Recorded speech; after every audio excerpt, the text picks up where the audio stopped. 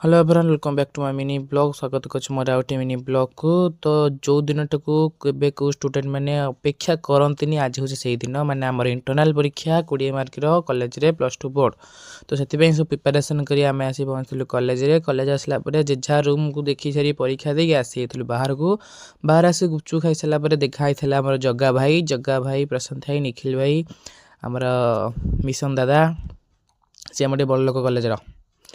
Then आम घर को आसिकी जाइली 3टार ट्यूशन जा बाटर माकड़ को उत्पत्ति बाटर हईराण हो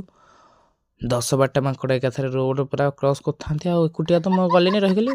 छाड़ी माकड़ को उत्पात सरला एपटे मनीष को उत्पात आरंभ होगा। देखुना मनीषर मुनरा केमती होती ठेली फोपाड़ा से पाल उपर को ये चप्पल नहीं फोपाड़ा बिल भर को